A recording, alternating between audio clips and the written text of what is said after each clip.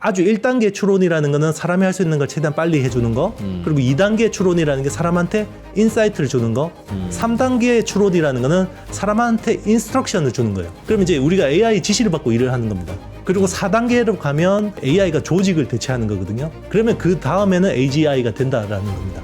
인공지능이 그동안에는 인간이 찾아도 어딘가에는 있는, 그러나 일일이 찾기는 너무 귀찮아서 얘한테 물어보면 빨리빨리 답을 요약을 해주는 신기한, 맞습니다. 대졸 인턴 내지는 대학생 정도의 역할을 기특하게 해준 건데, 이제는 그 어디에 찾아도 없는 이른바 인사이트, 박사급의 수준에서 답변을 해주는 거예요.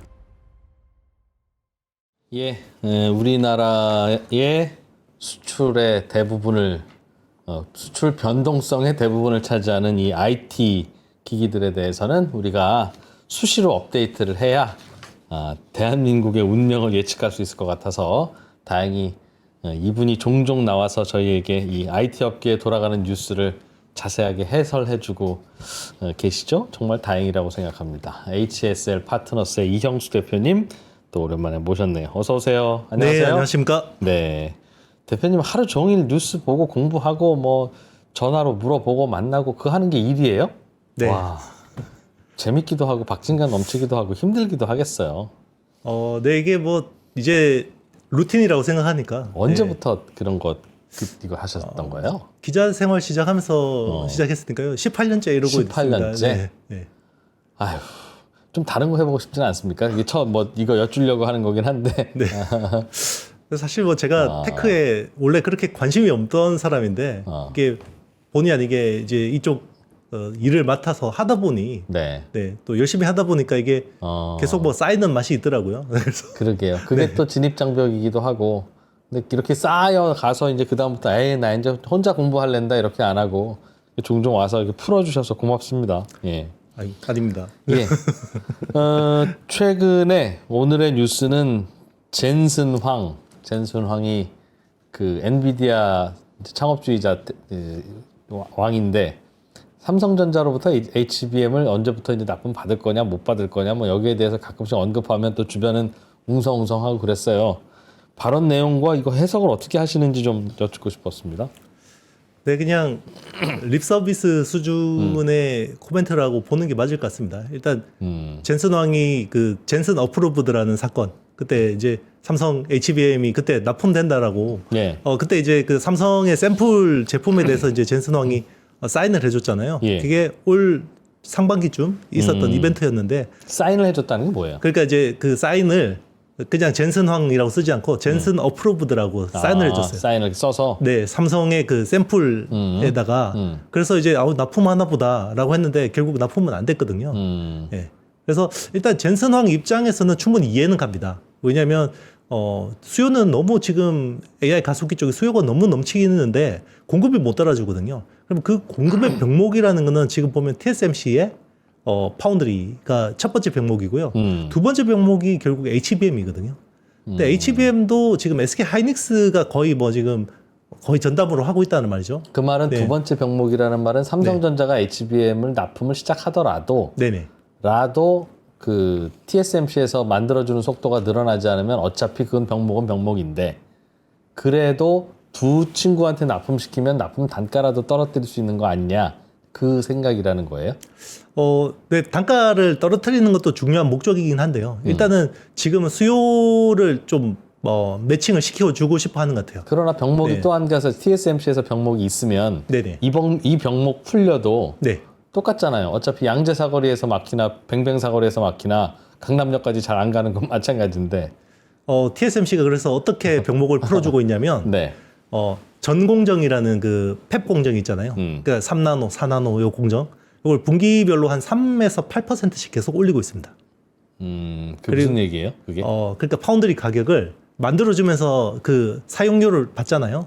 그러니까 반도체를 설계도를 받아서 만들어주는 게 파운드리인데. 예, TSMC가 그거 네, 하죠. TSMC가 그 파운드리를 하면서 선단 공정의 파운드리 가격을 예. 3에서 8%씩 계속 올리고 있고요. 분기별로. 예. 그리고 이제 요거를 또 후공정을 해야 됩니다. 2.5D 패키징으로 만들어줘야 되거든요. 예. GPU하고 HBM이라는 디램 아파트를 주상 복합 구조로 만들어주는 거를 코버스라고 하는 공정입니다. 칩 온 웨이퍼 온 서브스트레이트. 그게 HBM이에요? 아니면 HBM이 요 부분품인 거예요. 코버스의 알겠어요. 부분품인데 예. 쌓아 올리는 건데 네네. D램도 쌓아 올린 채로 납품이 네네. 돼야 된다. 맞습니다. 그래서 그거를 주상복합 구조로 만들어주는 어드밴스드 패키징이 코버스인데 예. 그게 계속 병목이 되고 있습니다. TSMC 제조 과정에서 네네네. 네. 병목이 그래서- 되는 이유가 네. HBM D램의 납품이 늦어져서 그래요? 아니면 납품은 되고 있는데 요거 주상복합 쌓아 올리는데 시간이 더 걸려서 그래요? 기존에는 요 주상복합 만드는 요 공정 자체가 부족했어요. 예. 그게 네. 느리다는 거죠? 네, 맞습니다. 예. 느린데 최근에 20% 가격 인상을 요구를 하고 하면서 네, 엔비디아가 올려줬어요. 그래서 증설을 해주고 있고요. 그럼 요게 증설이 되면 HBM이 더 늘어나야 되잖아요. TSMC도 증설을 했다. 네네. 돈 더 받고 맞습니다. 중장비 더 왔다는 얘기네요. 그렇죠. 그러면 이제 요게 요 코어스의 캐파가 늘어나면 그럼 HBM 수요가 빤히 보이잖아요. 늘어나는 게. 그럼 네. 원래는 그럼 HBM에서도 병목이었고 네네. TSMC에서도 병목이었는데 TSMC 병목이 더 컸는데 이제 요 병목이 풀리고 있다? 풀리니까 HBM이 앞으로 더 많이 필요해지는 거죠. 풀렸어요? 풀릴 예정이에요. 그 병목이 TSMC는. 이제 뭐 풀린다고 봐야 될 것 같습니다. 왜냐하면 투자 결정을 했기 때문에. 최근 뉴스인가 봐요. 맞습니다. 그래서 올 연말까지 뭐 한 월 4만 장 정도의 캐파를 확보하고 그리고 내년에는 많게는 한 월 9만 장 정도까지 늘릴 계획이거든요. 지금은 4만 장, 네네. 내년에는 9만 장, 네네. 내년 초부터는 네네. 그 말은 내년 말까지. 네. 그 말은 삼성이 이 HBM을 납품을 못하면 지금 HBM 납품하는 게 하이닉스하고 마이크론입니까? 네. 마이크론은 근데 아주 미미합니다. 그렇죠. 네네. 그럼 하이닉스는 지금 최대한 생산 라인 돌려서 다 납품하고 재고는 없는 거예요, HBM은? 맞습니다. 그럼 이거 병목 풀어봐야 의미 없네요. 그래서 젠슨 황 입장에서는 삼성전자가 납품을 납품을 못 해주면 이게 굉장히 곤란해지는 겁니다. 그게 아니면 SK 하이닉스한테 더 투자해줘라고 해야 되는데 투자해줘. 예. SK 하이닉스는 TSMC가 하는 걸 그대로 봤을 거 아니에요. 예. 네, 그러면 우리 가격 올려줘. 단가도 좀 올려줘. 맞습니다. 네. 예를 들면 더 투자해줘라고 하면 더 투자를 결정한 후에 실제로 HBM이 더 많이 나오는 데까지 시간이 얼마나 걸립니까? 공장 새로 짓고 하면 몇 년 걸리는 건 아니에요?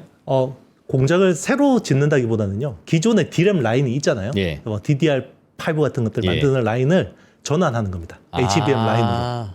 범용품을 HBM 쪽으로 네네, 맞습니다. 전환한다. 전환하는 건데 이게 사실상 또 굉장히 중요한 의사결정을 해야 되는 거거든요. 만약에 전환했는데 갑자기 또 공급이 많아지면 투자를 결정하는 업체 입장에서는 굉장히 리스크가 커지는 다만 거잖아요. 전환하는데 걸리는 시간은 그리 길지 않아요. 결정만 시간은 하면? 6개월 이상. 6개월, 네. 6개월 네네. 이상 정도. 네네. 공장 새로 짓는 것보다 훨씬 빠르니까. 그렇죠. 공장을 지금은 뭐 새로 짓는 분위기는 아닙니다. 왜냐하면 기존의 범용 라인 수요 자체가 예. 네, 좋지 않은 상황이기 때문에 지금은 AI 수요만 좋잖아요. 알겠습니다. 그러면 그런 뉴스를 종합해 보면 하이닉스 경영진도 요거를 전환할까 말까는 삼성전자가 HBM을 납품을 시작할 수 있을까 없을까에 주로 달려 있고, 그렇죠. 이쪽에 그 TSMC도 증설을 하는 것, 즉 젠순황도 그 단가 올려주면서 증설을 좀 해주세요라고 하는 배경에는 이쪽이 증설이 되면 TSMC가 증설이 되면 그 HBM의 공급도 좀 늘어날 수는 있을 거야. 많이 늘어납니다. 네. 삼성이 납품을 하든 네. 하이닉스가 증설을 하든 그 얘기죠. 그 엔비디아 입장에서는 SK 하이닉스한테 가서 아쉬운 소리를 하게 되면 예. 그게 제일 끔찍한 거죠. 왜냐하면 가격을 많이 비싸게 줘야 되니까. 당연히 그래야 네네. 되니까. 근데 하이닉스가 그 결정을 안 내리고 있는 건 삼성이 곧 따라잡을 수도 있을 거라는 생각을 하니까 안 하는 거겠네요. 그거 아니면 안 할 이유가 없잖아요.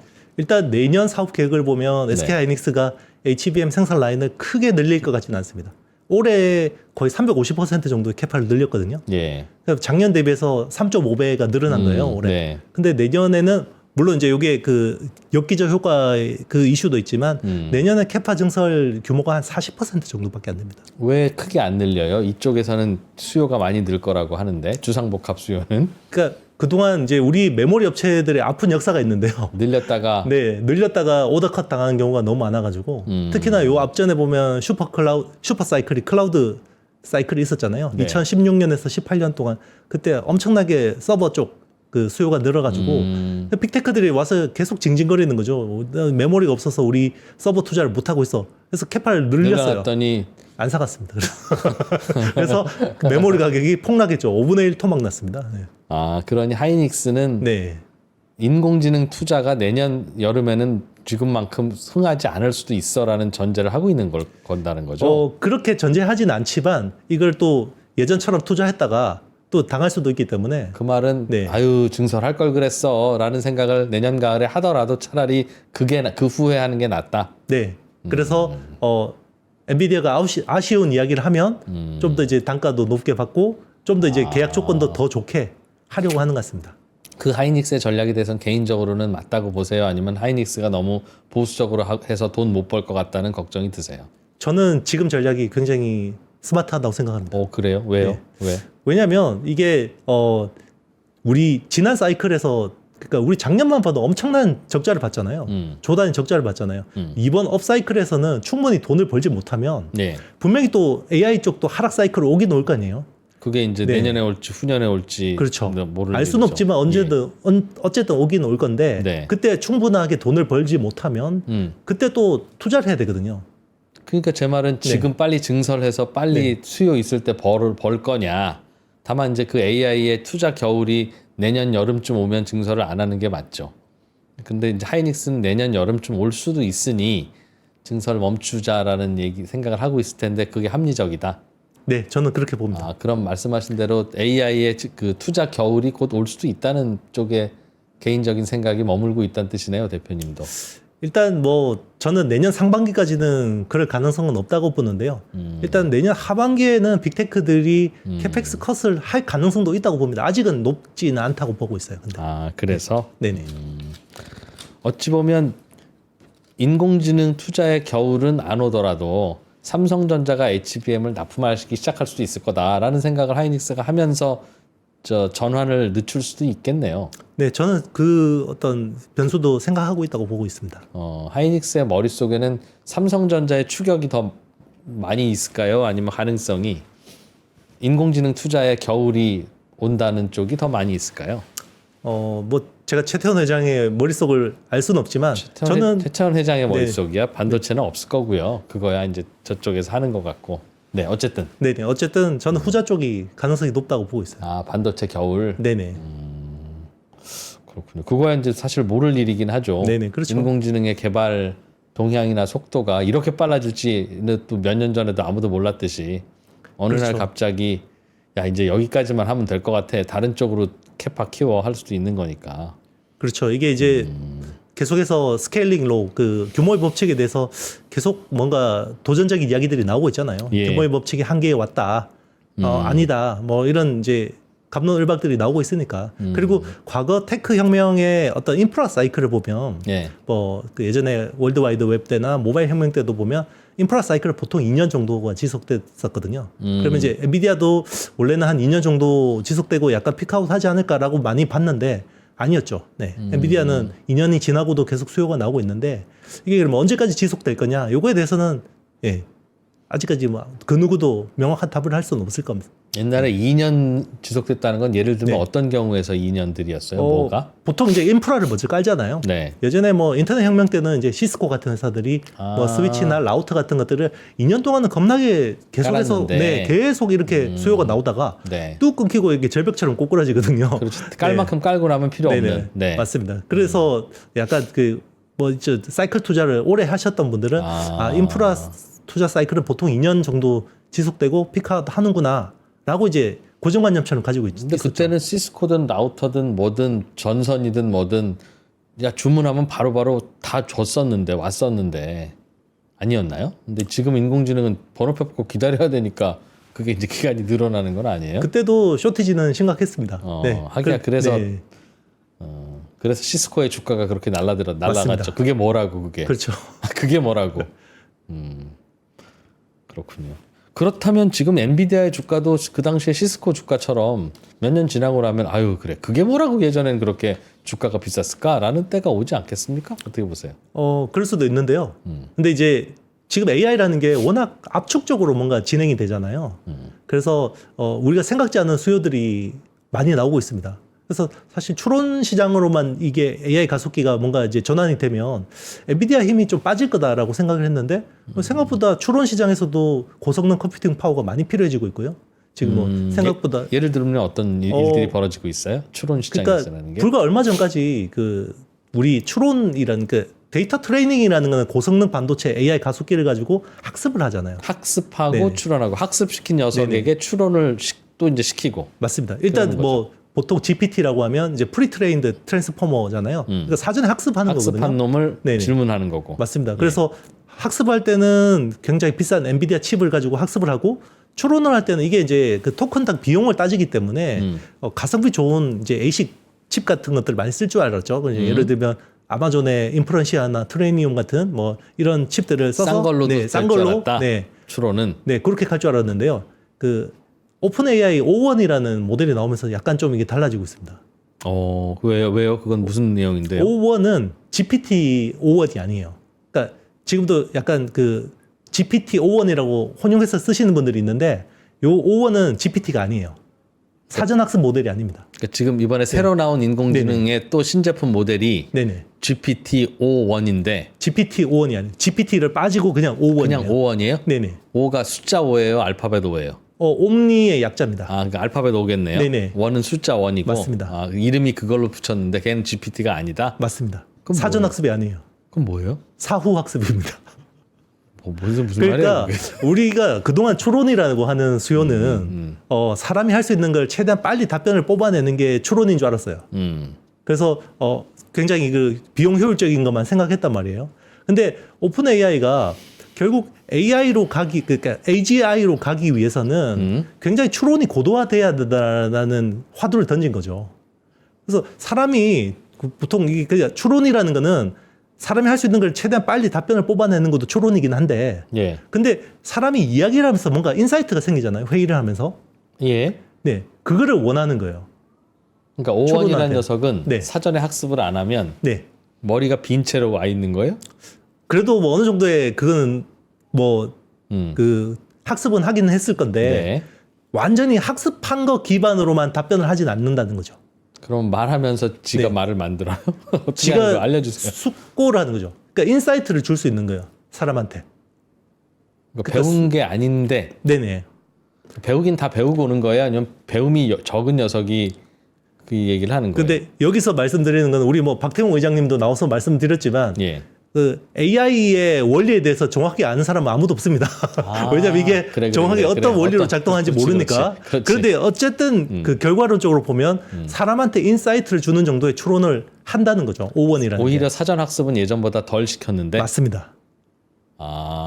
이제 그런 추론이 필요해지는 거고요. 그래서 아주 1단계 추론이라는 거는 사람이 할 수 있는 걸 최대한 빨리 해주는 거. 그리고 2단계 추론이라는 게 사람한테 인사이트를 주는 거. 3단계 추론이라는 거는 사람한테 인스트럭션을 주는 거예요. 네. 그러면 이제 우리가 AI 지시를 받고 일을 하는 겁니다. 뭐 그렇죠. 네. 그리고 4단계로 가면 이제 AI가 조직을 대체하는 거거든요. 그러면 그 다음에는 AGI가 된다라는 겁니다. 전 세계를 지배하는 something. 그렇죠.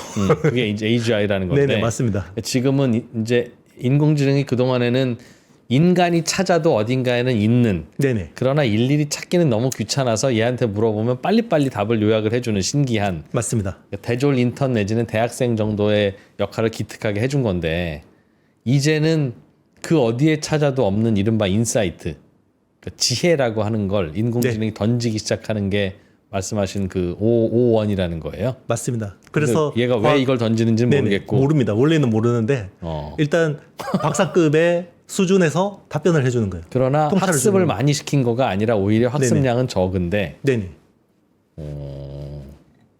하기야 학습량이 적으면 막 던지는 경향은 있기는 있죠. 사람도. 그렇죠. 그러니까 지식이 자기가 뭘 얕으면- 모르는지 모르니까 마치 근데 이제- 통찰인 것처럼 던지는.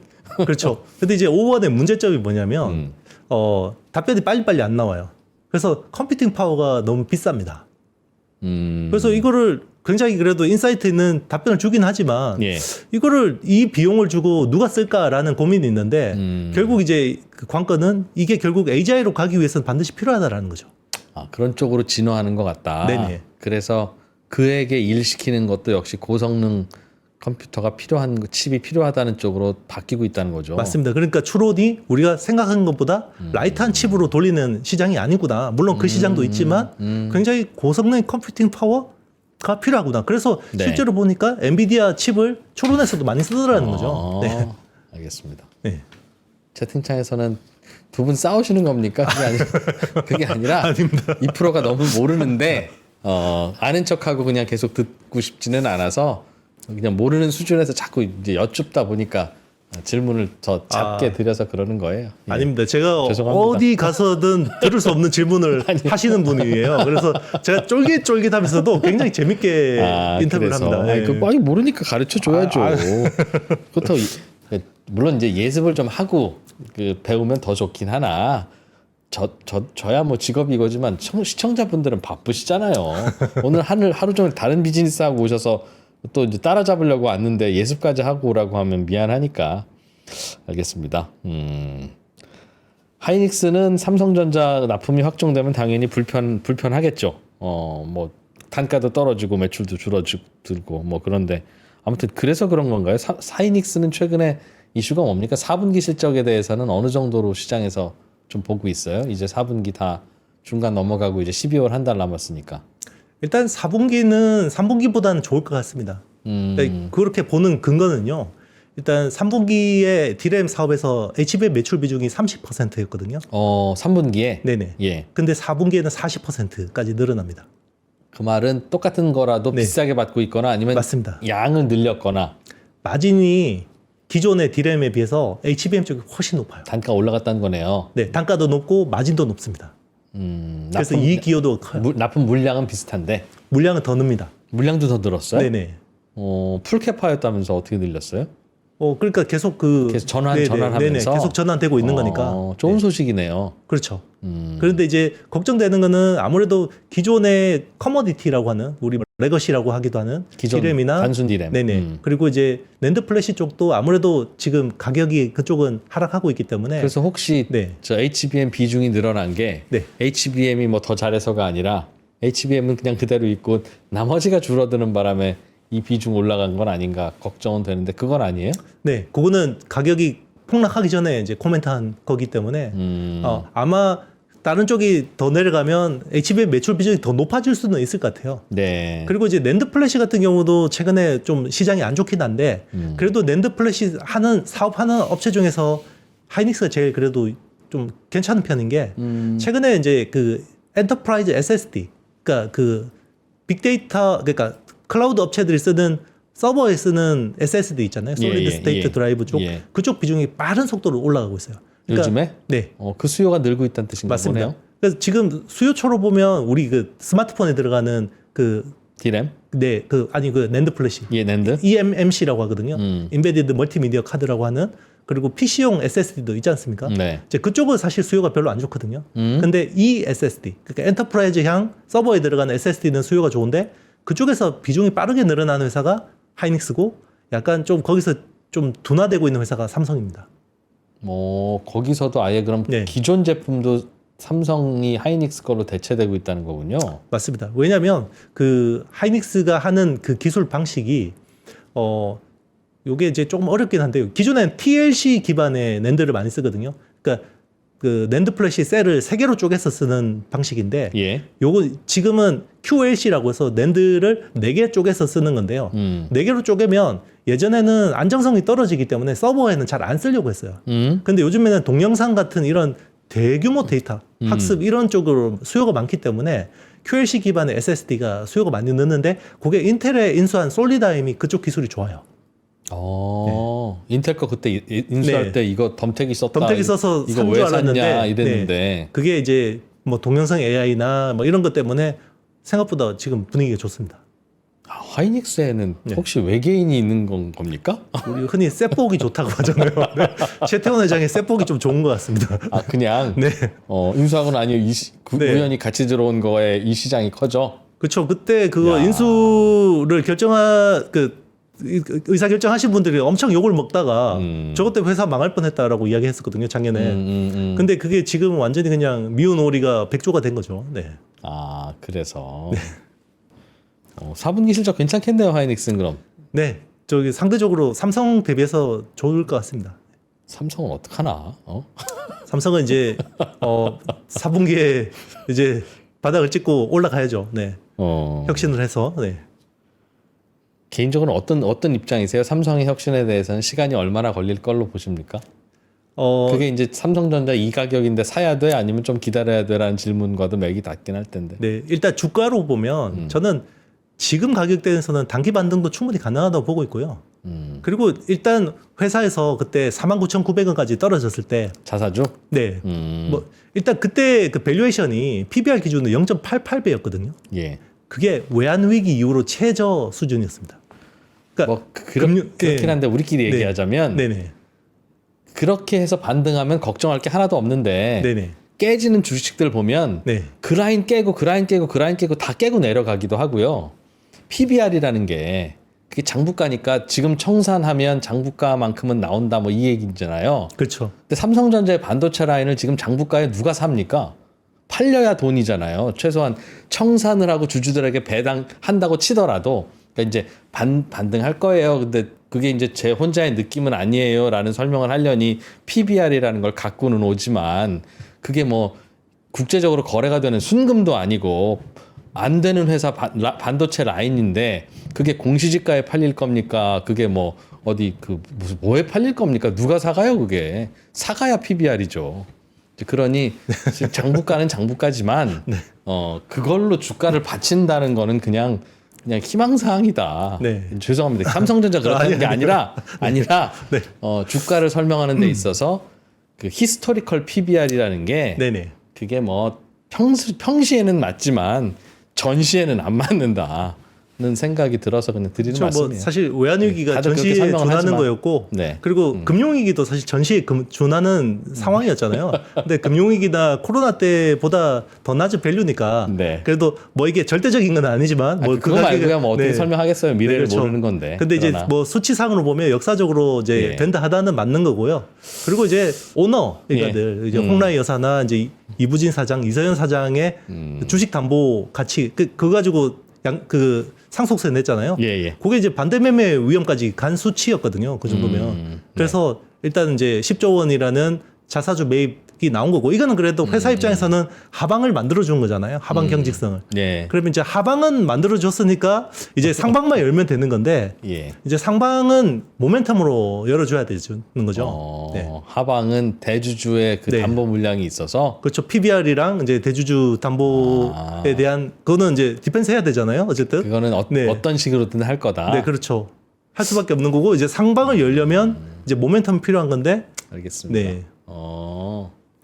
근데 제가 듣기로는 대주주 물량은 그냥 140% 맞추세요라고 하니까 있는 주식 중에 그냥 일부만 갖다 주면서 140 맞춰준 거지. 조금 더 보내세요라고 하면 더 보낼 거 있다. 그렇게 들었는데 그게 아닌가 봐요. 있는 거 다 올인했는데 140%못 맞춰서 지금 자사주로 주가 올라가지 않으면 반대 매매 나갈 정도였어요. 그 사실 반대 매매를 재벌한테 하진 않겠죠. 그렇게 하면 이제 그 증권사는 사실 원수가 될 수도 있는 거니까요. 그런데 불구하고 하나? 이제 예. 오너 입장에서는 굉장히 불편한 거잖아요. 네, 전문 경영인이 오너를 불편하게 하면 안 되죠. 하기야. 그래서 네. 알겠습니다. 주가야 뭐 그런 걸로 지킨다고 하면 뭐 이제 기본적으로 펀더멘탈이 좀 회복이 좀 돼야 되는데. 그렇죠. 펀더멘탈의 회복은 결국 이제 엔비디아향 HBM 콜 통과 그리고 이제 지금 삼성이 전반적으로 전영현 부회장이 그때 사과 편지 했을 때 보면 예. 기술 기반이 무너졌다라는 거잖아요. 그 기술 기반이라는 게 삼성전자의 1A 디램 1A라는 건 14나노거든요. 근데 삼성이 그때 1A 디램에서 약간 설계 결함이 있다라는 이슈가 나왔었고 그게 이제 지금 사실상 간접적으로 시인을 한 거거든요. 근데 지금 SK하이닉스나 마이크론 같은 경우 1B 12나노대로 이미 전환을 한 상황이고 네. 삼성은 지금 1A에서 헤매고 있는 상황이거든요. 그러니까 1A에서 보면 약간 이제 발열이나 성능이 좀 떨어진다는 거예요. 예. 다른 두 회사에 비해서. 그래서 이제 삼성은 지금 1B를 건너뛰고 1C로 바로 가겠다. 10나노 초반으로. 이제 요거를 하고 있는데 그러려면 뭐 지금 사업부장인 그 DS 부문장인 전영현 부회장이 강력한 힘을 이제 발휘해야 되는 거죠. 이번 인사를 통해서. 예, 이번 인사를 통해서 본인하고 손발을 맞출 만한 그 조직을 세팅을 해야 되는 거죠. 그래서 네. 뒤처졌던 공부를 한꺼번에 해야 된다. 네. 거예요? 그러니까 기술을 모르는 표현이면 고2 때 고3 때 놀아서 지금 재수할 때 날밤 새야 된다 뭐 그런 상황인 겁니까? 그렇죠. 예전에 그리고 전교 1등 해봤던 사람이 선생님이 다시 오신 거죠. 왜냐하면 전영현 부회장이 메모리 사업부장일 때 2013년 때가 삼성전자 최전성기였거든요. 예. 이제 그러니까 뭐 올드보이가 와서 예전에 뭐 그만큼 다시 한다라는 보장은 없지만 그래도 뭔가 기존에 하던 것보다는 희망적이라고 보고 있는 거죠. 네, 업계에서는. 그게 이제 저는 기술을 잘 모르니까 과거에 삼성전자가 추월을 하기도 하고 추월 이후에 격차도 계속 벌렸는데 그건 뭐 날밤 새는 것도 있었습니다만 그 투자 리스키한 투자를 결정하고 규모의 경제로 이제 물량을 돌리고 하면서 이제 후발주자가 투자를 이제 주저할 때 그 격차가 벌어졌다고 들었어요. 근데 지금 이걸 따라잡는 건 투자를 해서 따라잡을 수 있는 겁니까? 아니면 어떻게 해야 되는 거예요? 이렇게 기술 격차가 벌어진 걸 따라잡는 게 이게 뭐 다시 심기일전으로 할 수 있는 거예요? 어떤 거예요? 어떻게 일단 보세요?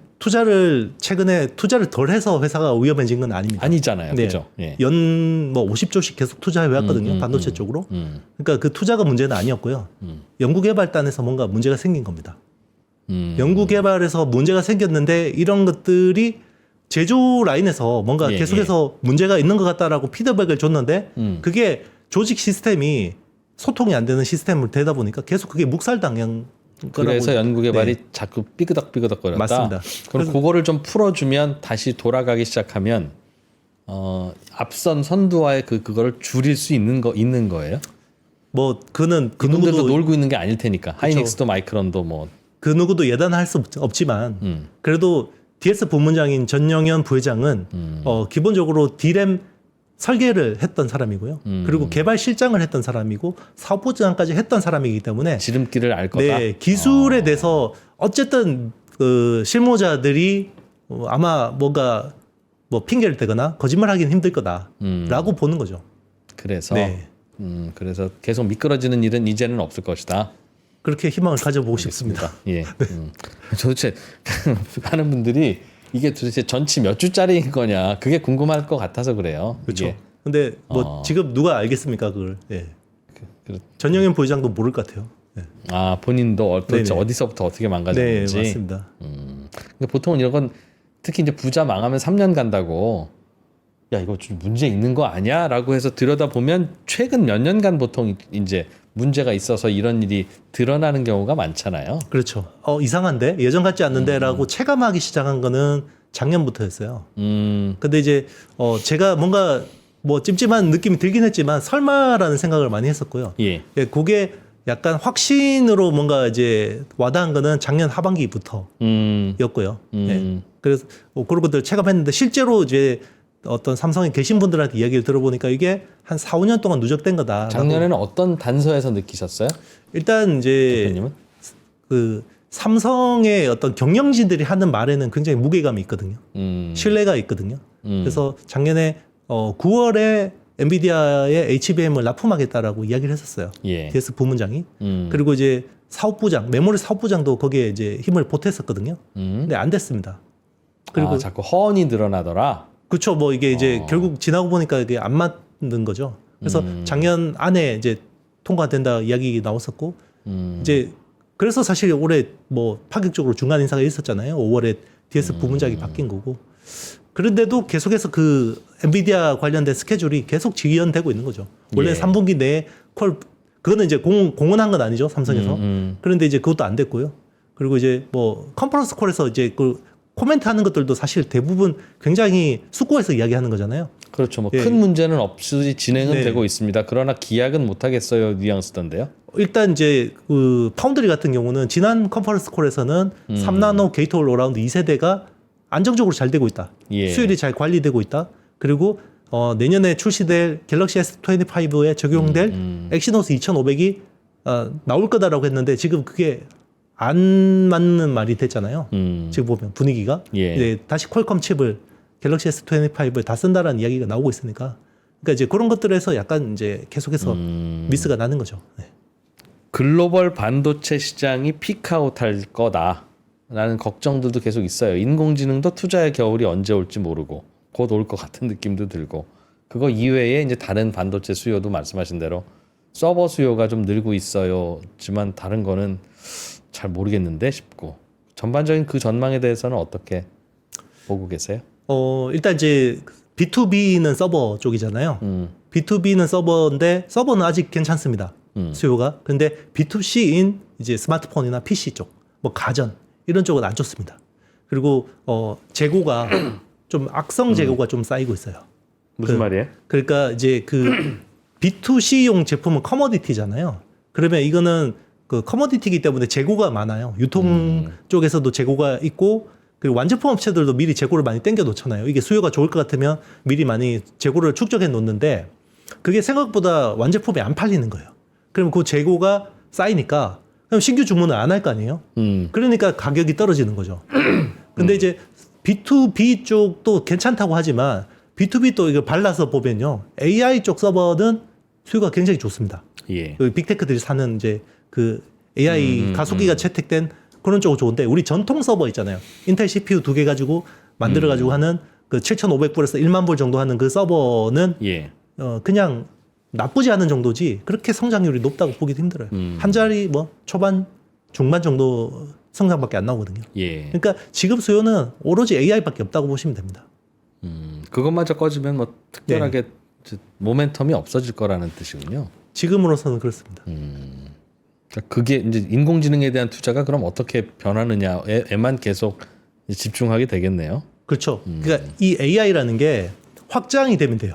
그러니까 기존에는 우리가 서버 쪽만 보잖아요. 그러니까 B2B 기업들만 투자를 하는 건데 이게 우리 디바이스 단으로 AI가 내려오는 온 디바이스 AI가 되면 완전히 양상이 달라지는 거죠. 예. 근데 이제 그게 되려면 서비스를 만들어주는 애플 같은 회사가 애플 인텔리전스, AI 스마트폰, 그리고 마이크로소프트 같은 회사가 내놓는 코파일럿, AI PC 이런 쪽에서 뭔가 사람들한테 소구를 그러니까 마케팅 포인트를 줘야 되는 거예요. 내가 AI를 쓰기 위해서 좀 비싼데 저거 한번 사볼까? 네. 이걸 줘야 되는데 그게 아직 안 되는 겁니다. 될 때도 된 것 같은데 내년 상반기에 안 되면 큰일 납니다. 또 큰일 날 건 왜요? 왜? 왜냐하면 이제 시장에서 그걸 못 견뎌줄 것 같아요.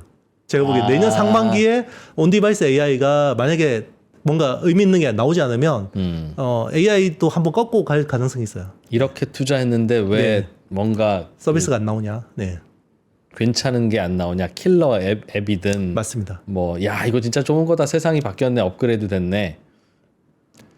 과거의 혁신에서는 그런 게 쉽게 잘 나왔었나요? 요게 우리 인터넷 혁명 때도 결국 그 와이파이 와이브로가 우리 디바이스로 들어오긴 했잖아요. 디바이스라면 결국 우리 PC나 이런 쪽으로 들어왔잖아요. 그렇죠. 네, 무선 인터넷이 들어왔잖아요. 네네. 근데 그게 이 사이클이 한번 중간에 부러지고 그때 들어왔거든요. 그러니까 2000년 초반에 한번 IT 버블이 꺼지고 나서 2003년 4년부터 이게 이제 본격적으로 들어왔잖아요. 네. 우리 PC 쪽으로. 예. 예, 그러니까 그때 다시 또 이제 사이클이 일어나긴 했지만 주가는 완전히 엄청나게 부러지고 나서 사실은 지금 생각해보면 투자자들이 혼자 상상하다가 혼자 꺾어진 거죠. 그 투자자들을 급한 거죠. 마음이 급한. 네. 현업에서는 열심히 했죠. 계속 하던 대로 한 건데 네. 이제 시장은 그 조울증이잖아요. 너무 이제 빨리 급한데 너무 안 되는 것 같으니까 너무 과하게 또 주가를 꺾었다가 인터넷 쇼핑이라고 하는 게 네. 될 거야. 이걸로 큰 돈 벌 거야라고 하다가 아닌가 배 하고 주가는 먼저 맞습니다. 꺾이고 그렇죠. 몇 년 후에 아마존이 실제로 그 상상대로 돈은 벌기 시작했고. 맞습니다. 근데 그때는 이제 인터넷 쇼핑이라고 하는 그런 아이디어 뭐 이런 건 이미 있었잖아요. 그렇죠. 이게 왜 이렇게 손님이 안 들지 이러다가 꺾어졌지만. 맞습니다. 근데 지금 인공지능에서는 그 그림조차도 없지 않나요? B2C는 그런데요. 예. 근데 사실 B2B나 B2G 쪽은 다릅니다.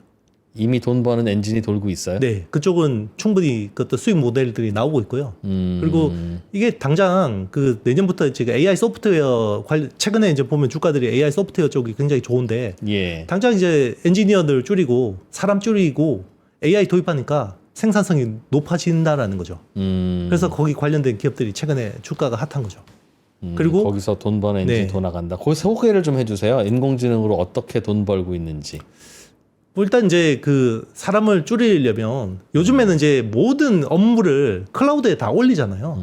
그러면 모든 업무를 여기에 정리를 하고 그리고 뭐 데이터 보안 같은 것도 필요하고 예. 그 협업하려면 이런 것들 시스템이 다 필요하잖아요.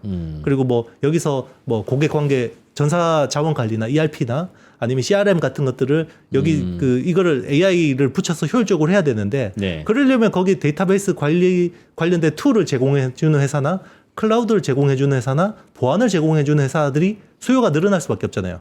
기업들한테 그 받는 이제 구독하는 돈이 늘어나니까. 예. 그래서 그런 쪽에서는 최근에 이제 스노우플레이크나 뭐 세일즈포스나 이제 오라클이나 뭐 이런 팔로알토 이런 회사들이 이제 주가가 강하게 움직이고 있는 상황이죠. 실제로 기업들에게 네. 그런 성과를 주니까. 그렇죠. 그리고 B2G 쪽도 이제 아무래도 지금 미국에서 트럼프 당선되고 이제 규제 완화에 대한 기대감이 커지다 보니까 그러니까 AI 금기라는 게 결국 사람 해치면 안 되고 그죠? 이게 그런 거잖아요. 그러면 예, 이게 예. 살인 병기에다가 쓰이면 안 되는 건데 트럼프가 이제 그런 것들 잘 걷어주고 있는 상황이다 보니까 팔로알토 같은 기업들이 저기 그 팔란티어 같은 기업들이 또 이렇게 각광을 받는 거죠. 저도 지금 보면 돈 버는 그 AI로 돈 버는 회사들은 기업체에다가 맞춤형으로 인공지능 활용한 썸띵을 만들어주고 납품하면서 그 봐요 잘 돌아가죠. 성과 좀 괜찮죠. 이제 하는 업체들인 것 같아요. 그러다 보니 하나가 다 먹지 못하고 뭐 1등 업체, 2등 업체는 있지만 골고루 있잖아요. 그게 예전에 SI 업체는 아니에요. 그 느낌이. 그러니까 그걸로는 초기 시장에서야 뭐 어차피 인공지능 자체가 싸게 공급되기도 하고 하니까 인공지능 엔진을 공급해주는 분들이 적자 감소하면서 공급하니까 그게 그렇게 돌아가는데 그거 결국은 시장 커지면 누구나 들어가서 해줄 수 있는 이제 그런 그 혹시 업종들은 아닌지 팔란티어도 그렇고 그 인공지능으로 가서 소프트웨어 붙여주고 돈 버는 게 그게 이제 시스템이 그 뭐라고 합니까 SI라고 하던 그거 아니냐 하는 걱정이 좀 들어서 일단 지금 그 AI 소프트웨어 관련 기업들은 예. 적자를 내면서 그런 사업을 하고 있지는 않습니다. 일단 최근에 보면 그런 쪽 사업들이 굉장히 성장성이 높고 예. 마진율도 높아요. 그러니까 그 기업들, 네. 마진율이 네. SI 업체가 과거에도 적자 보면서 사업한 적은 없었는데 마진율이라고 하는 게 자꾸 줄어들면서 장벽이 줄어드니까 이제 결국은 모멘텀 없어지는 업종이 되는 거잖아요. 지금도 먹고는 삽니다만. 그래서 그런 회사들인 거 아닌가 싶어서 투자하기에. 일단 지금 이제 그 관련된 기업들이 이야기하는 거는 네. 일단 타기 타는 시장이 사람의 일자리거든요. 그러면 사람의 임금 시장이 결국 이 대체 시장이라고 보는 거거든요. 그쪽이 뭐 5천조? 네, 5천조 달러인가 정확하게 저는 5천조 원인지 달러인지 모르겠는데 네. 그쪽 시장을 타깃으로 하는 거예요. 그래서 계속 사람의 일자리를 얘들이 대체를 하는 거죠. 네. 그러면 시장이 Q가 커지는 속도가 예. 네, 훨씬 큰 거죠. 물론 이제 그게 나중에 아닐 수도 있습니다. 저도 스마트폰 모르겠어요. 네. 그 인공지능도 뭐 어차피 사람들이 모르니까 나도 똑같이 모른다고 생각해서 그렇죠. 접근하면 과거에 이제 스마트폰 혁명 때 누가 돈을 벌었나 생각해 보면 나만 만들 수 있는 기기를 만드는 애플 같은 회사이거나 아니면 요 안에서만 놀아라고 해서 그 생태계를 지배하는 회사이거나 아니면 누구나 만들 수 있지만 제일 먼저 만들어서 네트워크 효과로 딴 데 가지 못하게 하는 사람들. 아마존이 그랬고 뭐 네이버가 그런 거고 카카오톡이 다 그런 거잖아요. 그건 맞습니다. 뭐 무슨 기술적 격차가 있는 게 아니라 먼저 들어가서 손님 모아놓고 나니까 도대체 이게 떠나갈 수가 없는 그 안에서 계속 이제 돈벌이가 되는 거였는데 락인 효과인데 결국 그렇죠. 인공지능 그렇죠. 엔비디아도 쿠다 때문에 못 떠나는 거거든요. 그래서 쿠다라는 소프트웨어 때문에. 네. 채팅창에서도 돌돌 네. 제이 돌돌님이 듀오링고 돈 잘 벌어 이거 주가도 괜찮아요 말씀 주시는데 그게 이제 그 인공지능을 백단에다 넣고 언어 교육 시키는 건데 그걸로 들었는데 아마 그게 이제 사람들이 모이면서 생기는 노하우나 락인 효과가 거기에서도 작동을 하겠죠? 그렇죠. 특히나 AI 같은 경우는 선점 효과가 굉장히 크게 작동합니다. 예. 네. 왜냐하면 거기 계속 데이터가 쌓이기 때문에. 그래서 아마 그 좋은 성능이 또 다른 데서는 흉내내기 어려운 뭔가가 만들어져야지. 그 모르겠습니다. 그게 그런 게 있는 건지 없는 건지는 잘은 모르는데 그런데 있으면 이제 선점하겠죠. 안 그러면 영업 교육 시장은 넓어졌지만 시사 영어, 정철 중앙영 이런 거 아세요? 옛날에 예전에 열심히 돈 냈죠. 시장을 장악하던 네, 그런 그렇죠. 회사들이 그게 이제 락인 효과가 없으니까 맞습니다. 그냥 다 이제 쓰러지는 거잖아요. 그래서 그런 거는 언제 나오는 건가, 뭐 그런 게 있는 건가 싶어서. 그래도 일단 이제 기업이나 정부의 데이터들은 굉장히 민감하게 다뤄야 되잖아요. 예. 그리고 보안도 굉장히 중요하고 그런 것들을 쉽게 뭔가 거래처를 바꾸기는 쉽지 않아요. B2G나 B2B 하는 그런 맞습니다. 인공지능 업체들이 돈 계속 벌 거다. 네, 그 강력한 락인 효과가 있다고 볼 수밖에 없고요. 그리고 실제로 뭐 팔란티어 같은 경우도 PR이 지금 130배 수준인데 굉장히 부담스러움에도 불구하고 계속 주가 흐름이 좋은 거는 정부 쪽 수주가 그만큼 쌓이긴 해요. 계속. 규모가 계속 굉장히 강하게 들어오고 있거든요. 근데 보통 뭐 팔란티어가 거래하는 게 뭐 CIA나 FBI나 뭐 펜타곤 같은 데다 솔루션을 납품하는 거기 때문에 거기를 뭐 이 회사하고는 오랫동안 2006년부터 해온 거잖아요. 근데 새로운 밴드를 가져와서 거기에다가 정보를 주는 것 자체가 굉장히 쉽지 않을 것이다. 부담스러울 수밖에 없죠. 어. 이게 누출이 되면 굉장히 또 리스크가 커지는 거니까요. 근데 거기는 또 정부 납품하는데도 또 비싸게 마진 많이 남겨주나 봐요. 미국 정부는. 그럴 거라고 보고 있습니다. 네. 우리나라 같은 경우는 그렇게는 안 주는데 그렇죠. 뭐 아무래도 우리나라는 먹고 살 정도만 네. 계속 해주고. 그게 그리고 입찰을 비딩을 시키는 영역이 있긴 한데 사실 뭐 어쨌든 중요한 데이터를 주는 쪽은 그렇게 뭐 비딩 주기보다는 아마 수의 계약을 좀 많이 하지 않을까 싶어요. 저도 정확한 어떤 그 뭐 입찰 과정은 모르겠지만 예. 네, 그럴 거라고 보고 있습니다. 네, 하기야 요즘 팔란티어가 핫하죠, 그죠? 네, 뭐 팔란티아하고 테슬라가 제일 핫하죠.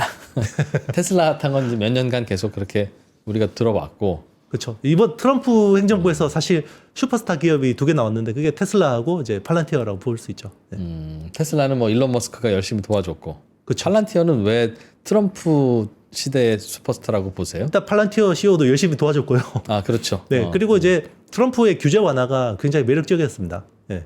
왜냐하면 이게 군사용 AI잖아요. 예. 요거는 이제 규제가 그리고 테슬라도 마찬가지고 자율주행차 같은 경우도 규제가 되게 중요한 변수거든요. 예. 예. 이 규제를 기존 전통차들한테 하는 규제 방식으로 하면 답이 안 나오거든요. 근데 이제 전향적으로 해주는 거죠. 트럼프가. 저도 그걸 뚫어내면 네. 테슬라가 가능성은 좀 있겠다 하는 생각은 드는데 그동안 테슬라에 대해서도 좋은 기술임에도 불구하고 갸웃거렸던 게 결국은 자율주행으로 수익 모델을 만들어야 그게 이제 테슬라의 밸류에이션이 증명이 되는데 테슬라 혼자 자율주행을 해 나가는 이 도로 시스템을 각국 정부가 다 오케이를 해줄 거냐 그걸 잘 모르겠어서 그렇죠. 근데 이제 네. 그거라도 해주라는 거죠. 그러니까 트럼프 대통령의 미국은 네. 야, 테슬라만 자율주행 하더라도 다 받아들여줘 그런 거 한다는 그렇죠. 일단 걸까요? 네거티브 방식으로 일단 해보고 문제 생기면 그때 검토해 보자 이런 거거든요. 뭐 군사용 AI도 마찬가지인 거고요. 그러네요. 네. 그러네요. 전부 다 페이팔에서 시작한 친구들이네요. 팔란티어도 그렇고. 맞습니다. 페이팔 마피아들이고요. 야, 네. 그러네. 야, 저기는 뭐가 있었던 걸까요, 정말? 그렇죠. 이제 굉장히 실리콘밸리에서는 좀 이단아들이죠. 네, 나름 굉장히 뭐 그냥 기존의 실리콘밸리 인물답진 않죠. 피터 틸이나 일론 머스크 같은 인물들. 네. 거기에 모여 있다가 다들 그냥 운 좋은 것도 아니고 흩어져서 비즈니스 만드는 거 보면 다 하나씩 성공을 해내니까 아무리 마피아라고 해도 실력이 있어야 그게 그렇죠. 조직이 만들어지는 거라서 재미있긴 합니다. 알겠습니다. 앞으로 그러면 우리나라 삼성전자, 하이닉스 이런 반도체 업체들은 앞으로도 계속 지켜봐야 되는데 어떤 뉴스가 변수가 될 것 같으세요? 그러니까 앞으로 잘 지켜봅시다는 오케이인데 뭘 잘 지켜봐야 될 거냐? 일단 SK 하이닉스는요. 네. 미국 빅테크하고 동조한다고 보시면 됩니다. 그래서 미국 빅테크들의 캐펙스, 자본 지출 흐름이 어떻게 되는지. 갑자기 오더컷이 나온다 그러면 이제 캐펙스를 꺾었다 그러면 이제 하이닉스는 많이 빠질 수 있어요 주가가. 예. 그런데 내년 상반기까지는 제가 보기 큰 리스크는 없어 보이고요. 미국 빅테크라면 인공지능용 반도체 사가는 회사들. 맞습니다. 그리고 이제 삼성전자 같은 경우는 지금 제가 그 악성 재고가 좀 많다고 했잖아요. 요 유통시장이나 완제품 쪽에서. 예. 그러면 연말에 소비 시즌에서 재고를 많이 밀어내야 되잖아요. 그러니까 아마존, 네. 뭐 알리바바 이런 데서 얼마나 휴대폰 잘 팔리는지, PC 잘 팔리는지. 이번 블랙 프라이데이 때 그래서 재고를 얼마나 털어내는지 유통에서. 그러면 이제 충분히 소진이 되면 내년 상반기 중에 약간 이제 완제품 업체들이나 유통 쪽에서 재고가 사갈 테니까. 네, 좀 이제 줄어들면 다시 또 리스토킹 수요가 나올 수 있거든요. 네, 그런 쪽에서 좀 기대를 봐야 되고 그리고 이제 사실 이제 DDR4 같은 레거시 쪽은 이제 중국의 CXMT나 이런 쪽에서 워낙 물량을 쏟아내기 때문에 그쪽 가격이 다시 좋아지진 않을 것 같아요. 그럼 적어도 중국 CXMT가 못하는 DDR5 같은 쪽에서는 약간 가격, ASP 가격이 약간 반등하는 모습을 보여줘야 되는데 그게 저는 연내에는 나올 수 있을 거라고 보는데 그 시가들이 나오면 약간 삼성 쪽에는 주가가 긍정적이지 않을까 보고 있습니다. 그것도 역시 인공지능이 좀 들어가줘야 되겠네요. 휴대폰 맞습니다. 안에도 인공지능이 들어와서 그렇죠. 새로운 느낌을 줘야 되고 맞습니다. PC도 그렇고. 그렇죠. 야, 근데 이거 뭘까 그게 인공지능으로. 제일 좋기로는 인공지능이 그 요즘 아마존도 그래서 좀 장사가 된다는데 쇼핑에서 추천을 그렇게 얄밉도록 잘해준다고. 그렇죠. 그리고 이제 그동안에는 보면 이 우리 검색이라는 시장하고 네. 그리고 쇼핑이라는 시장하고 동영상이라는 시장 이런 것들이 다 그냥 각자의 플랫폼 그랬죠. 리더들이 있었잖아요. 그렇죠. 이게 이제 벽이 완전히 없어지는 거죠. AI 때문에. 그러면 이제 정말 이제는 춘추전국 시대거든요. 여기서 이제 누가 위너가 되는지가 되게 중요하겠죠. 그러니까 그럴 때도 결국은 그러면 쇼핑에 인공지능이 들어오기 시작해서 사람들이 알아서 돌아다니다가 장바구니에 넣고 가면 한 10만 원어치만 살 걸 중간중간 자꾸 나오면서 너 이것도 필요하잖아. 조금 전에 담은 네 장바구니에 담은 거 이거보다 조금은 비싸지만 더 좋은 게 이것도 있어. 뭐 이렇게 하다 보면 막 2, 30만 원 담을 거 아니겠습니까? 그렇죠.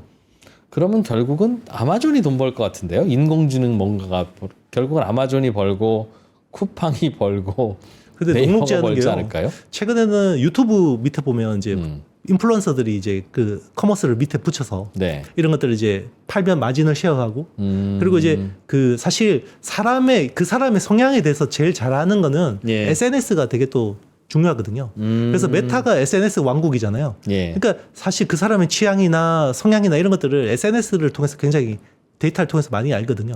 그걸 통해서 커머스를 붙이는 거죠. 예, 그래서 아마존이 마냥 계속해서 유리한 상황이다 볼 수는 없습니다. 커머스를 다 이제 어떤 특정 쇼핑몰로 가는 게 아니라 네네. 일상생활에서 컨텐츠 보면서 바로바로 그렇죠. 그냥 거기서 사고 또 계속 컨텐츠 보고 그럴 거다. 맞습니다. 내가 좋아하는 인플루언서가 있는데 이 인플루언서가 너무 스타일리시한 거죠. 그러면 이 사람이 입는 걸 나도 사고 싶어. 그럼 거기서 바로 구매할 수 있도록 네, 툴을 제공해주면 네, 결국 그럴 수도 있겠네요. 우리가 네네. 한 번도 경험하지 못한 쇼핑 행태이긴 한데 그렇죠. 틱톡이 요즘 그렇다고는 들었습니다만 그러면 또 달라질 수 있을 네. 것이다. 아직까지 누가 유리한지는 알겠습니다. 두고 봐야 될 것 같습니다. 인공지능 회사들 투자를 좀 변화를 갖느냐 안 갖느냐. 야, 그거는 몇몇 CEO들 말고는 모를 텐데 그죠? 그 내심은. 그렇죠.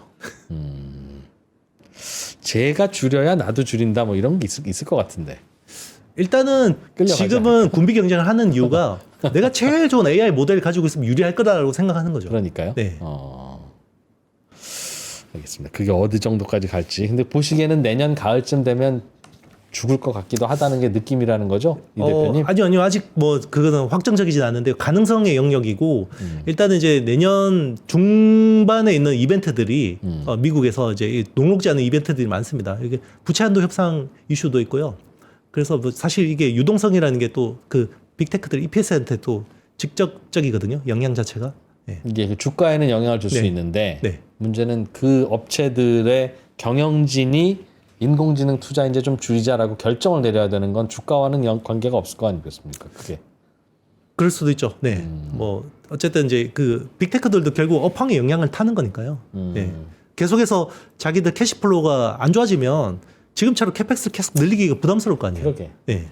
이미 부담스럽긴 할 텐데. 이미 그죠? 부담스럽잖아요. 그게 문제인 겁니다. 그러니까 지금도 알파벳이 뭐 붕괴 너희네들 돈도 못 벌면서 120억 달러 투자하는 게 말이 되냐 이런 이야기를 하잖아요. 벌써. 네. 그러네요. 네. 또 모르죠. 이렇게 인터뷰하고 나서 내일쯤에 갑자기 인공지능이 이런 성능을 보이기 시작했어요. 그럴 수도 있습니다. 와, 우리는 정말 미처 몰랐습니다. 그런 일이 또 그쵸. 나타날 수도 있으니까. 갑자기 챗GPT 같은 또 새로운 서비스 모델이 나올 수도 있는 거고요. 네. 진짜 모르는 동네의 발걸음을 계속 우리는 내딛고 있는 것 같군요. 네. 그래서 AI는 공부할수록 모르겠습니다. 그러다 통찰이 나오나 봐요. 재밌게 잘 들었습니다. 기존에 하던 고민 계속 하고 있는 거긴 하네요. 지금 네, IT 맞습니다. 업계 이야기 들어보면 알겠습니다. 또 한 달 정도 이내에 한번 또 모셔서 그 동네 돌아가는 변화 이야기도 또 한번 들어볼게요. 고맙습니다. 네, 감사합니다. 네, 이형수 HSL 파트너스 대표였습니다.